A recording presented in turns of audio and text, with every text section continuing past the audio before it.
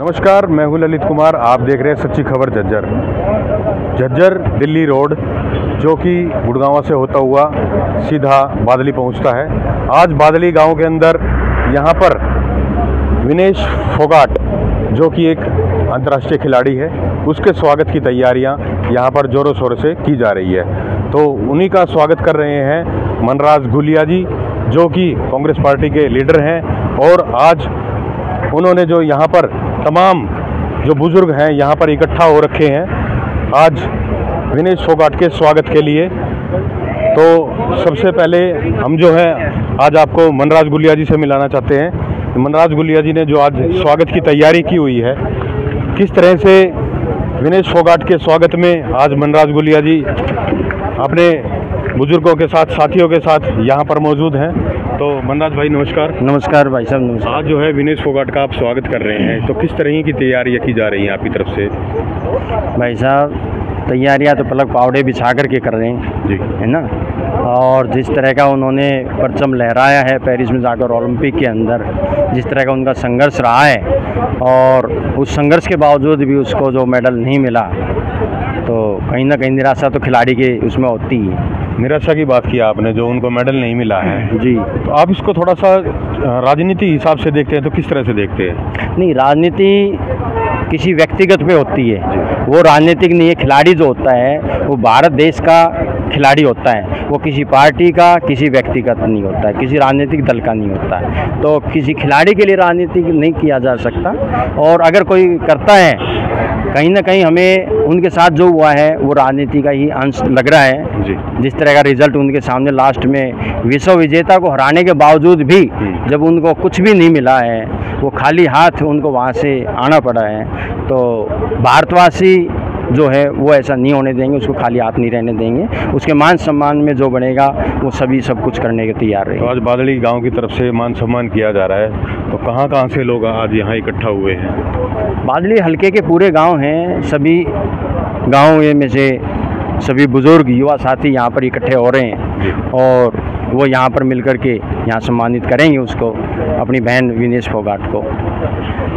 जहाँ तक देखा जाए, खिलाड़ियों को जो है ना ठीक ढंग से प्लेग्राउंड नहीं मिल पाता है जी। उसके पीछे आप राजनीतिक कारण मानते हैं या प्रशासन का, किस तरह से देखते हैं आप? नहीं, उनको नहीं मिल पाता, वो कई स्टेज का तो कई रीज़न होते हैं। वो किस जगह पर कैसे बिलोंग करता है, उसका जहाँ पर वो रिहाइश कर रहा है उस जगह पर उसको ग्राउंड है या नहीं है, उसकी खुद की कैपेसिटी है या नहीं है, परिवार कैसा है, उसका लेवल भी देखा जाता है। लेकिन हमसे जो भी खिलाड़ी मिलता है या मिलेगा और जो हमसे बन पाएगा उसके सहयोग में उसका ज़रूर सहयोग करेंगे। हरियाणा जो है पहलवानों का गढ़ माना जाता है जी। तो हमारे यहाँ से काफ़ी सारे पहलवान जो है जी, वो अपना युद्ध क्षेत्र में, रणभूमि में तैयारी करते हैं जी जी। लेकिन जो है उनको सरकार की तरफ से कुछ ऐसा प्रलोभन नहीं मिल पाता, कुछ ऐसी सुविधाएं नहीं मिल पाती जिससे वो वंचित रह जाते हैं। उस चीज़ को कैसे देखते हैं? नहीं, ऐसा तो नहीं है कि सरकार की तरफ से नहीं मिल पाता। सरकार में जिस समय हुड्डा साहब की सरकार थी यहाँ हरियाणा में,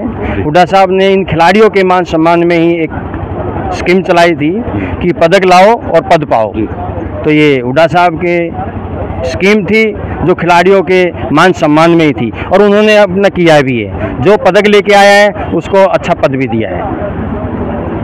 तो ये थे मनराज गुलिया जी, और काफ़ी सारे जो बुजुर्ग हैं वो आज यहाँ पर इकट्ठा हो रखे हैं। तो हम उनसे चर्चा करते हैं कि किस तरह से विनेश फोगाट का जो है यहाँ पर स्वागत किया जाएगा। साहू जी नमस्कार। नमस्कार जी, आपका भी नमस्कार। फोगाट आपके बादली क्षेत्र में पहुँच रही है, किस तरह से स्वागत की तैयारियाँ हैं? ये तो साहब आपने भी दिखाई देता होगा, स्वागत तो बादली हल्के में तो गांव गांव स्वागत के लिए तैयार है जी।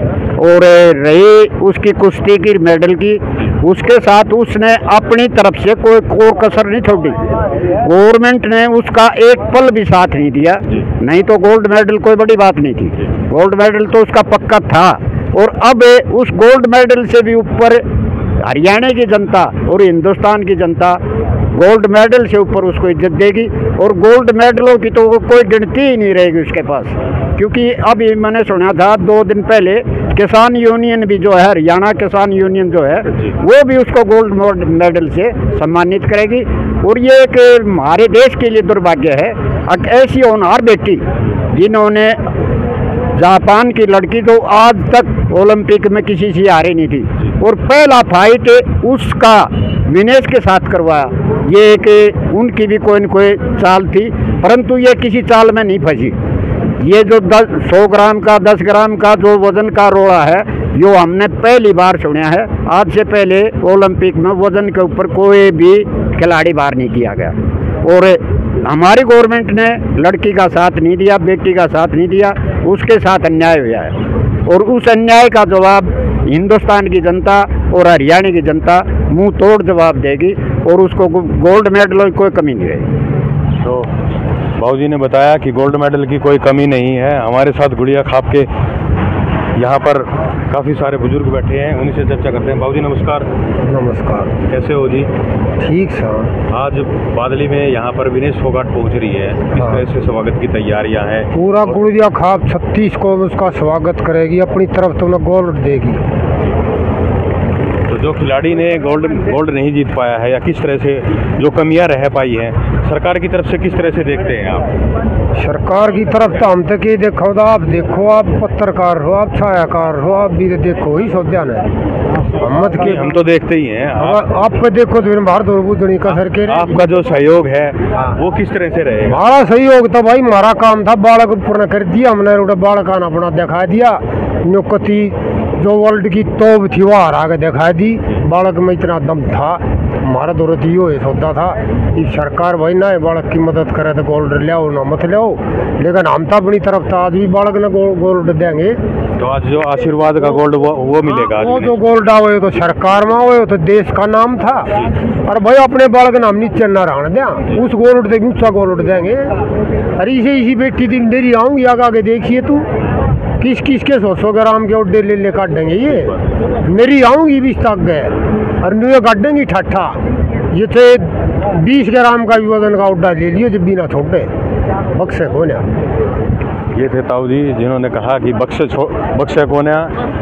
और इस तरह से जो गोल्ड की बात जो है वो लगातार यहाँ पर बुजुर्गों ने कही है कि उनको गोल्ड नहीं मिला तो कोई दिक्कत नहीं है, लेकिन गोल्ड से भी बड़ा जो सबसे बड़ा यहाँ पर जो हमारी जो ये बुजुर्ग बैठे हैं, इन्होंने जो आशीर्वाद रूपी जो गोल्ड दिया है और जो देने की बात कर रहे हैं। तो इन्हीं शब्दों के साथ नमस्कार, मैं हूं ललित कुमार, आप देख रहे हैं सच्ची खबर झज्जर।